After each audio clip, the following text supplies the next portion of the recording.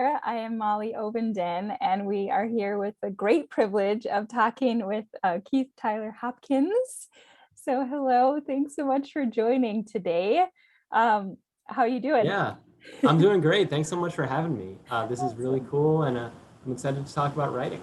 Brilliant. Well, we will get into your books and films and current projects here in a second, but I'd love to take a chance to just do some quick fire questions so we can get to know who is Keith Tyler Hopkins. Cool. So let's, real basic, like who's in your life. So I'm talking today and also people from your past who have really made you who you are as the writer that you are today. Yeah, so in my immediate bubble is my wife, daughter, and puppy, and they support me by just letting me, go on whatever crazy project journey I dream up in my head. And then from my childhood, it's my mom, my dad, my sister, who were, especially my dad, always just really great storytellers. So I try to emulate them in my work. Amazing. And what are some of the things that you're listening to these days? Do you have podcasts or do you have like certain Um, nature sounds that get you in the mood to write? Well, I go through different phases with listening to stuff. I just finished Atlas Shrugged, the audiobook, which is really great. And then ever since then, I've just been listening to Minnesota Public Radio, the classical companion station, just all classical music because it helps, like, helps me relax my brain. So, Amazing. That's good. I know you said that you read audiobooks mhm. sometimes when you're reading a heavy reading book, then you'll listen to a lighter book or kind of go back and forth between that. So what are some of the books that you're currently reading? You just finished Shrugged. Yeah. And then I just finished a really fun graphic novel called Apocalypse Taco, which is by this gentleman named Nathan Hale, who I just discovered. And the art is really immersive and imaginative, and the story was interesting too. Very Stranger Things-esque. So I thought he did a great job. I'm definitely going to dig into some more of his work. And then while listening to Atlas Shrugged, I dug out some of my old Justice League comic books, which are just like really fun, like good, like end of the day reading, if you just want to get into some superhero stuff and not have to deal with like Ayn Rand's like heavy philosophy at the end of the day. Heavy philosophy is good for like driving for me. I don't know why I make that distinction, but like I like listening to really in-depth novels on audiobook for some reason. That's great. Well, there's that thing of where like your best ideas come to you when you're driving or washing your hands. So I think there's something about like in our brains that allow us to focus on kind of that deeper thinking. Yeah. Yeah. And I know myself now, like I used to finish an audiobook and be like, oh, that was great. I'm going to go to the library and just get another one, another like 10-hour long audiobook. And I get like 45 minutes into it and I'm like, I need something different. So this time around, I'm like, just finished a great audiobook, but I'm not going to run out and get another one. I'm going to like listen to music for a while and just like, give it a break. I mean, Ayn Rand, I don't know if you've ever read her work, but I really want to read The Fountainhead next. There's a lot to unpack with it. So I found myself thinking about it a lot over the past week or so. Um, yeah, it's just Atlas Shrugged relates, I think, to our current economy in some pretty interesting ways. Awesome. I love how books make us think. That's really good. Yeah. Well, lots of thinking for me, it tends to require lots of eating. So I always like to ask people, what are you eating? What do you have favorite like food habits? I mean, as we're recording this, we're coming up for Thanksgiving. Are you looking forward to something, craving something at Thanksgiving? Well, okay, so the last thing I ate, so we had leftover Japanese food from Zen House. So it was like a fried rice thing, but I didn't have a lot of it. And then my daughter had not finished her Dairy Queen chicken fingers from the other night. So I just threw it all in one bowl and microwaved it.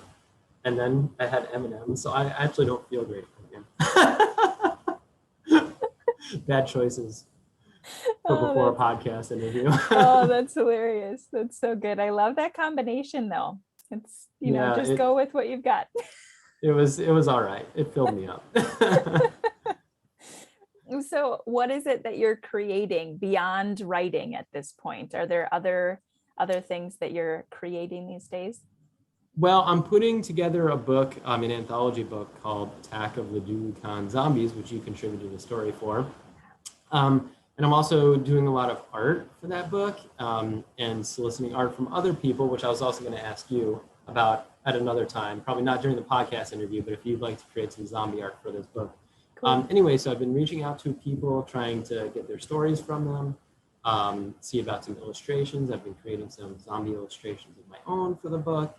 And so I'll be compiling everyone's work and releasing it next year. So that, it's writing related, but I'm actually not doing a whole ton of writing for this project. It's mostly other people's writing, which is really exciting. I love it. That's awesome. Yeah, what a cool way to get a variety of people involved. And from my perspective of being able to have that really distinct brief of like, this is what we're doing. Here are the couple of, slimline rules, and we're going to do it. And you get to see your work in print. And that just felt really manageable for me to get something out. And I know you have several other people that are contributing to it too. So I'm excited to see what turns out. It's interesting. I actually reread your story last night because I had read it when you first submitted it. And that was like a month ago. And so I reread it last night. And it was actually a lot more chilling than I remember it being. It's funny how if you let time pass, you'll read things differently, but it ends on a really chilling note, I thought. And also, as I've been reading and rereading all of them, they all blend reality and fiction in different and interesting ways.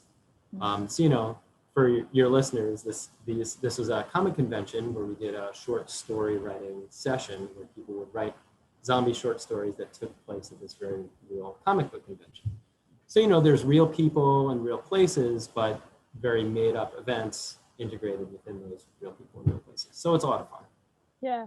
Oh, I'm excited about it. Cool. Yeah. Well, let's get into talk about one of your recent books, Red Betty and the Murder Farm. So right here in the flesh, no pun intended. So how do you describe your work to people that are not yet familiar with it?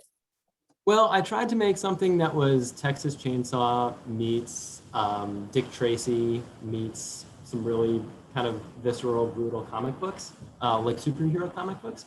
So it's a lot of my interests smashed into one, into just a pretty short 20,000, 25,000 word, short novella, I guess it really is, not so much a novel. But I just tried to have fun with it. I think there's some good laughs. It's incredibly violent. So if that's not your thing, probably don't bother. But I just had a lot of fun reading it, or writing it rather. That's great.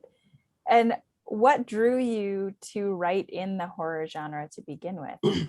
Well, it actually first started with filmmaking. I love genre filmmaking of all kinds, like superheroes and action and adventure, like Indiana Jones and science fiction. But to start off in filmmaking, I think the cheapest genre to do well is horror. And I always loved horror movies, but I decided early on that my first few projects would be horror projects because I could do paranormal and ghost stories and stuff and make them pretty creepy, but also do them for a small budget. And so then once I had a few short films and feature films under my belt and I decided to write fiction, I kind of just stuck with the horror genre. And it's a genre I love, but I do see myself as the years go on and I continue writing more titles, kind of expanding from that and getting into other genres.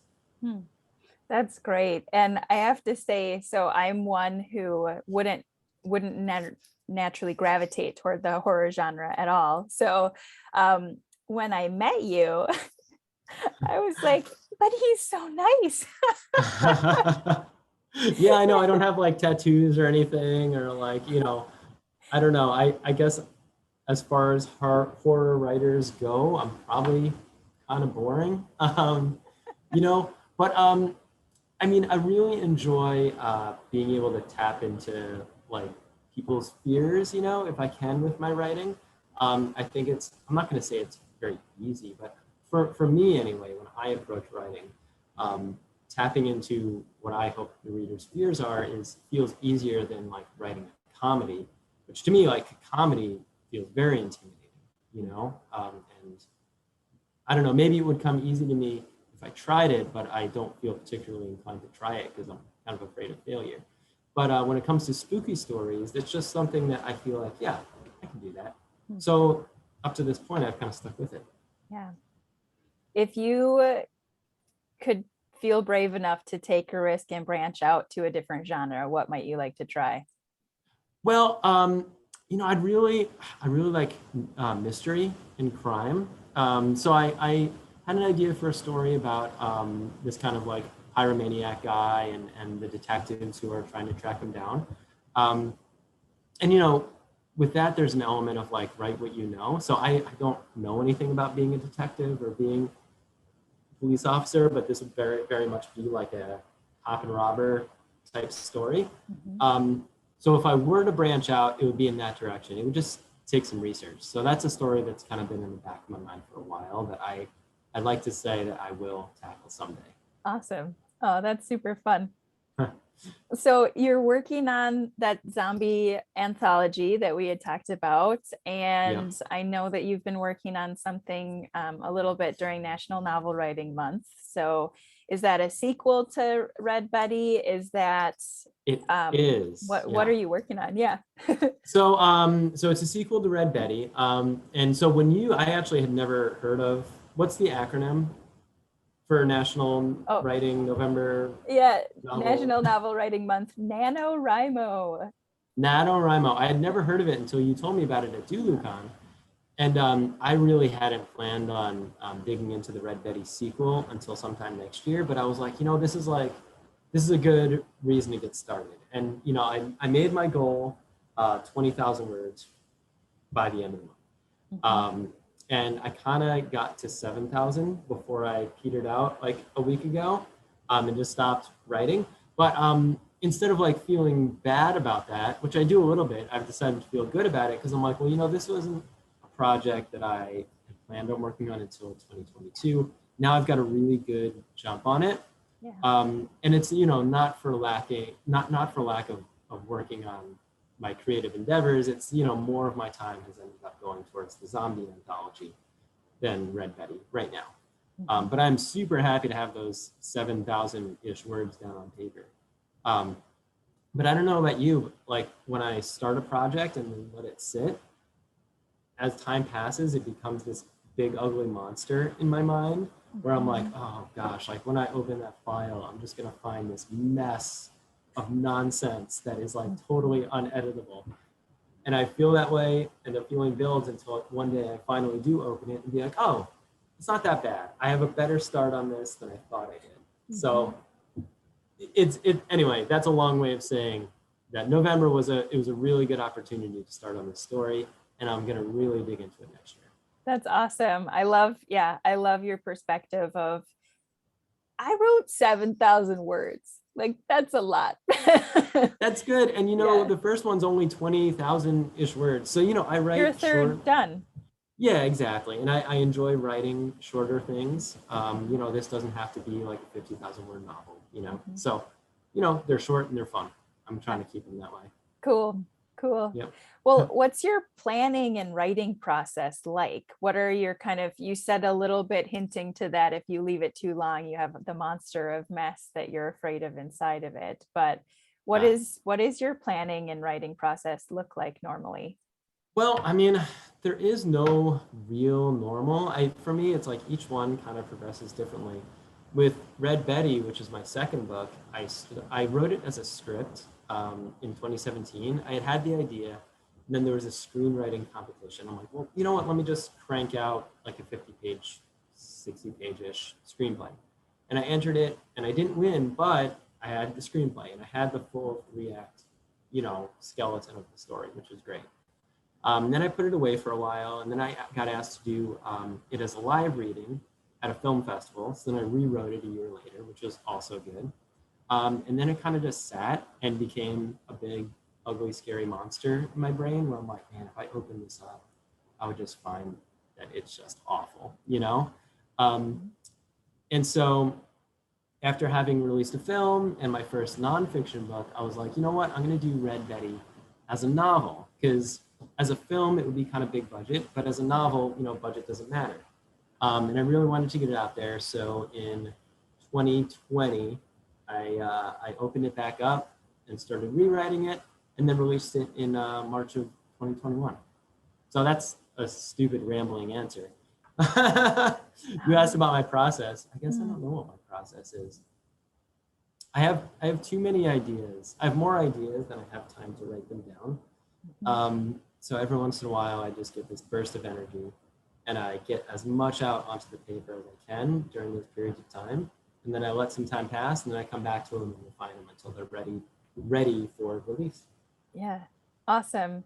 That's so encouraging, because a lot of people feel like they have to spend like hours every day in order to become the writer that they've dreamed of being. But the reality is there are some people who do great work like you do, and those bursts, and just riding that surge of energy, riding that wave, and getting it all out, and having that discipline to then go back to the scary monster and realize that you actually wrote something brilliant.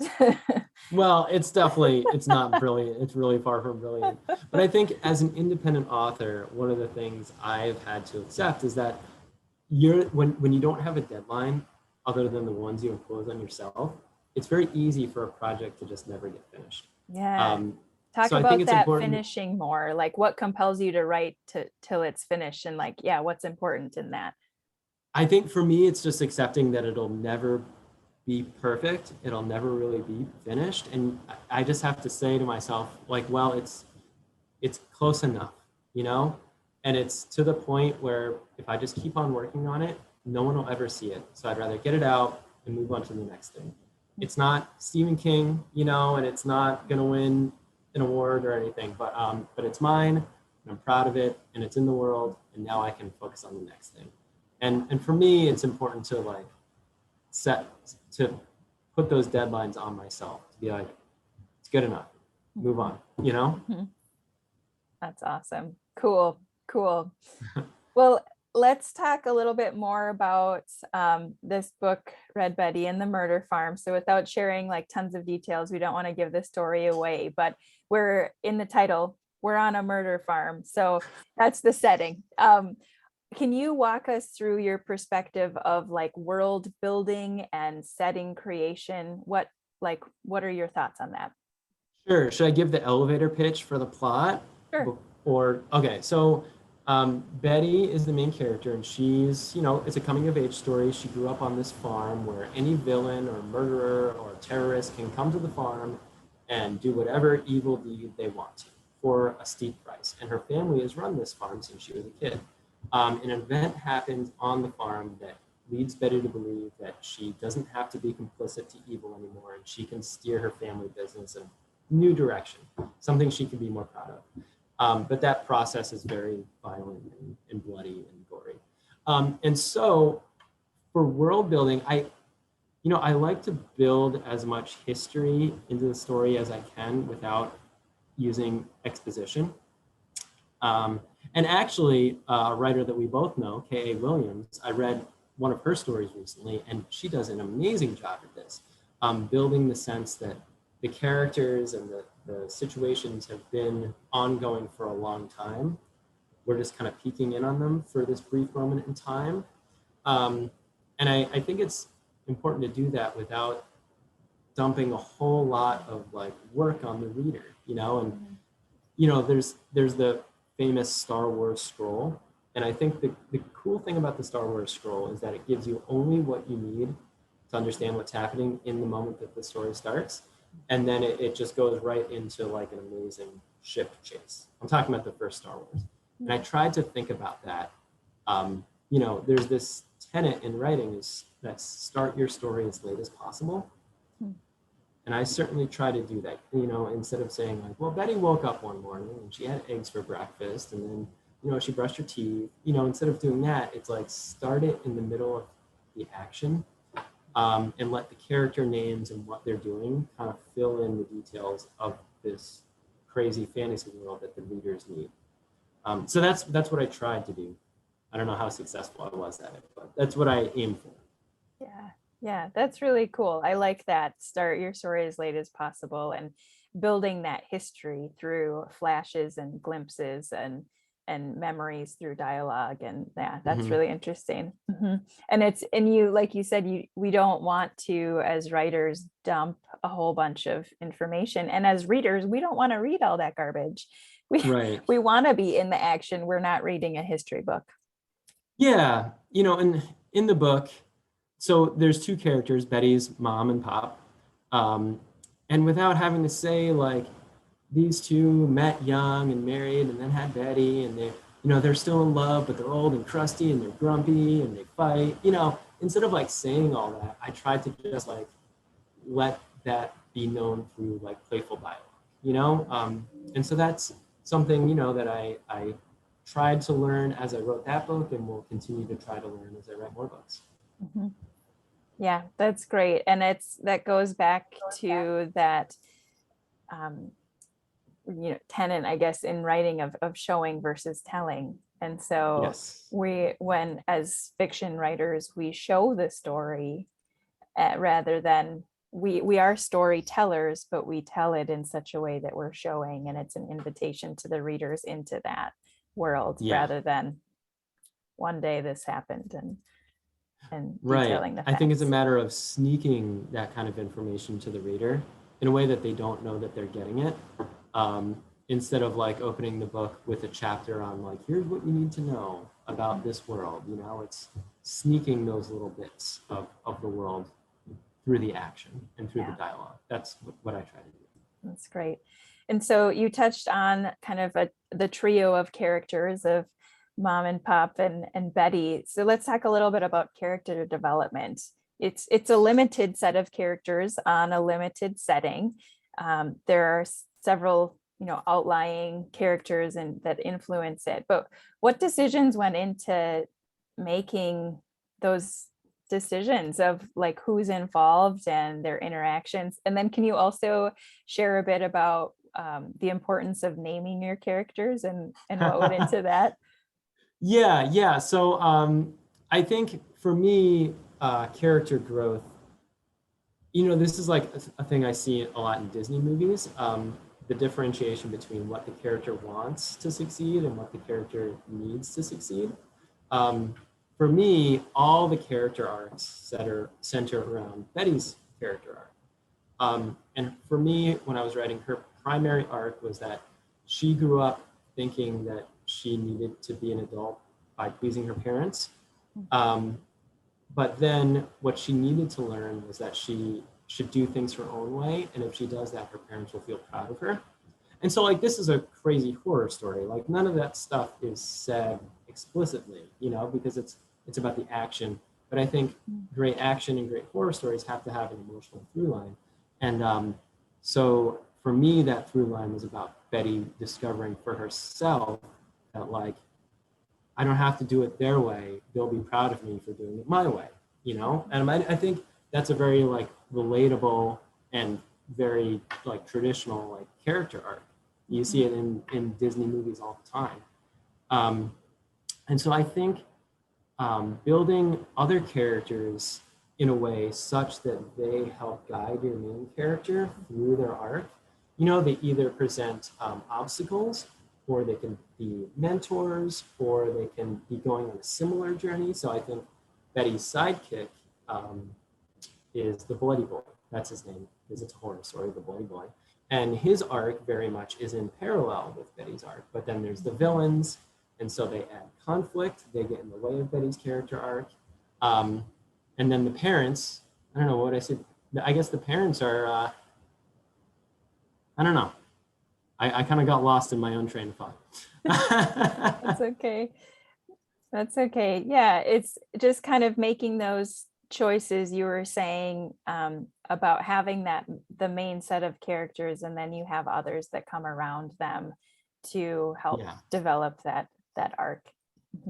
Yeah, and I mean, I think in a short story like this one, it's okay to have a lot of characters, but I don't think it's okay to have a lot of character arcs. If you're working in 20,000 words or 25,000 words, you should really focus on the one arc and how the other characters play a role in that one arc.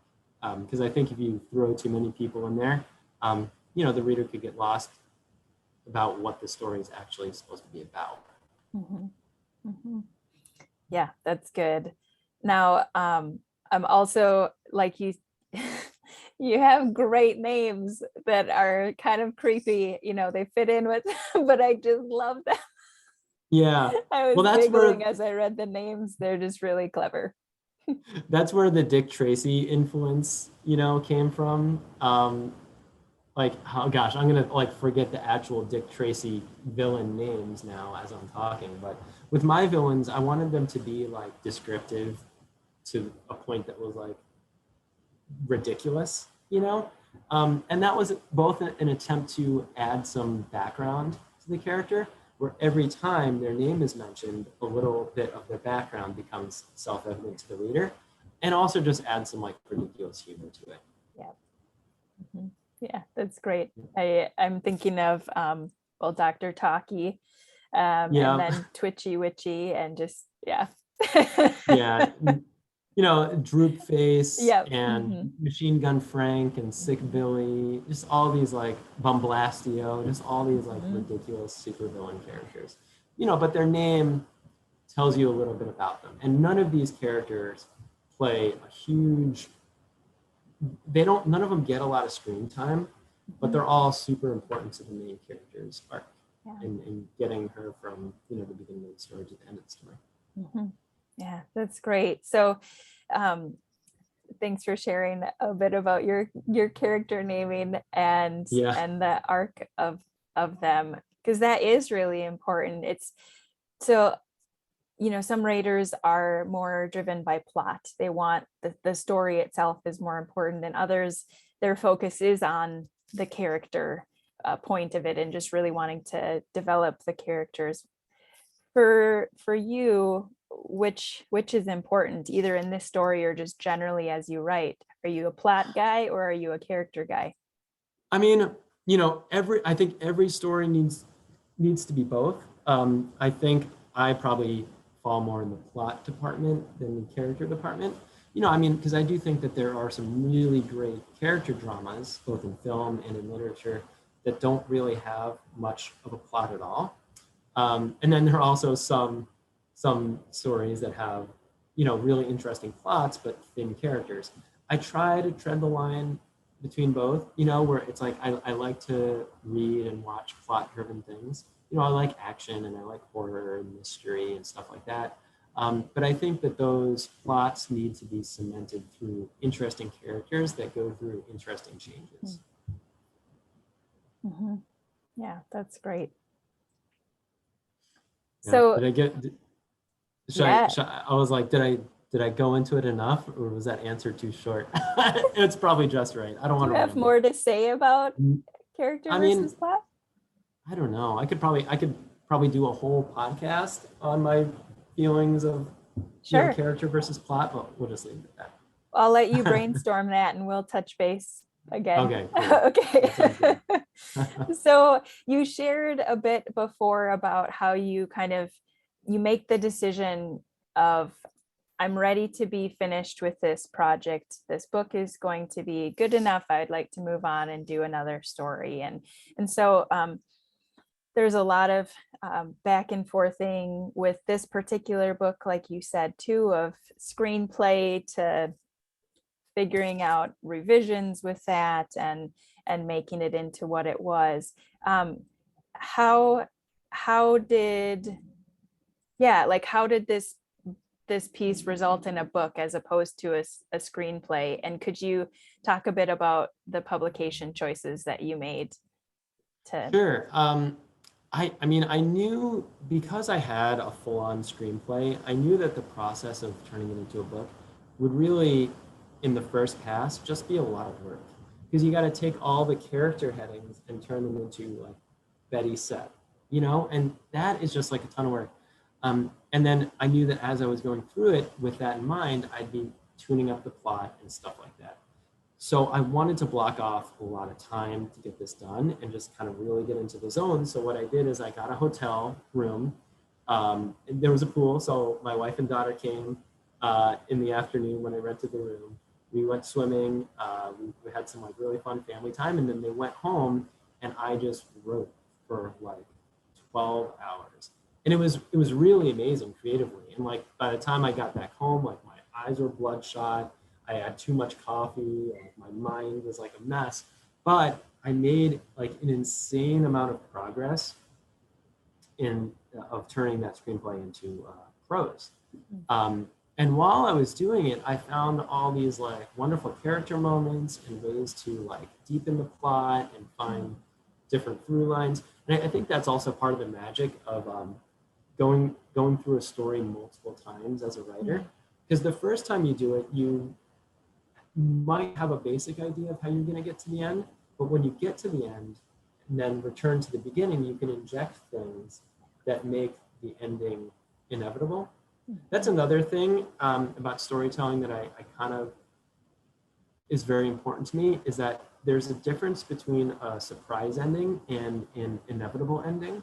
I think a lot of times in surprise endings, what we think of as surprise endings, if we go back to the beginning and really analyze it, we find that that ending was actually inevitable. You know, there's really no other logical way that that story could have ended. And I think that's the result of the writers going back through their stories several times and doing multiple passes and injecting things that either thematically or plot-wise make it so that the story could not have ended any other way. And that was the other really valuable thing about me going through it and rethinking it as a novel, was that I was able to hopefully make the whole thing feel just all the more cohesive. Yeah, that's great.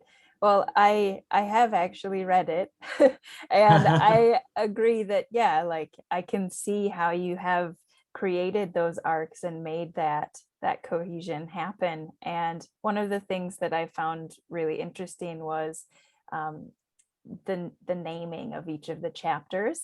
And I remember a high school English teacher said, this was like his phrase that really stuck out to me, like a title has to mean more at the end than it does in the beginning. Ooh, that's really good.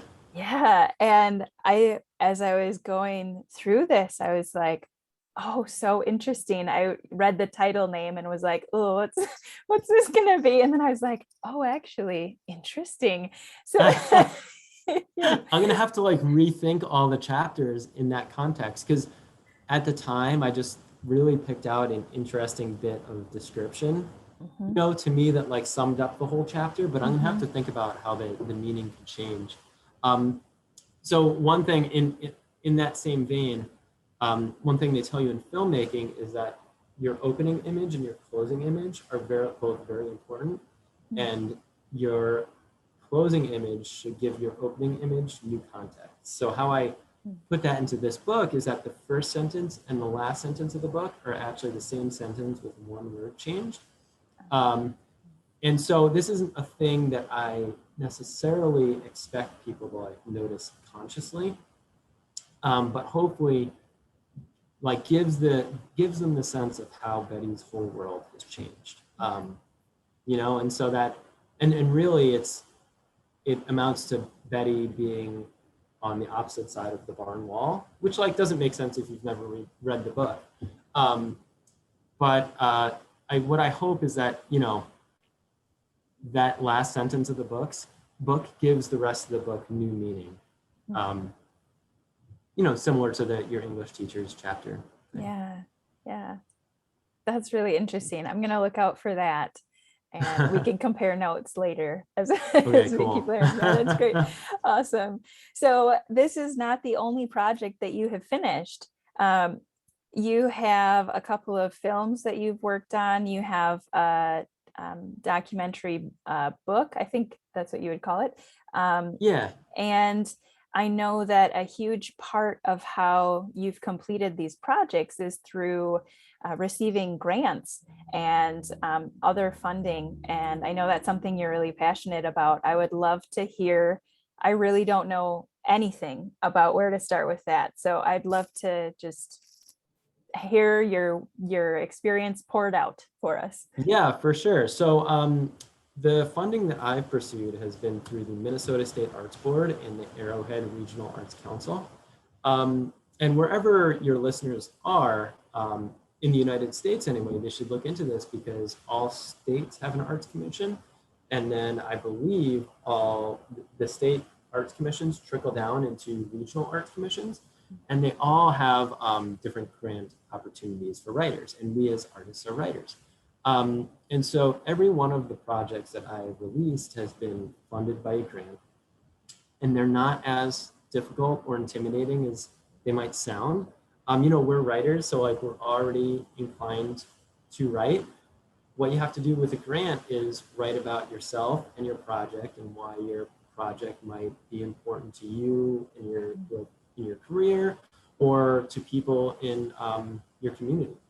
And so, you know, one of the really great things about having gotten grants is that a lot of the things like purchasing cover art, for instance, or paying proofreaders, a lot of that stuff gets paid for through the grant.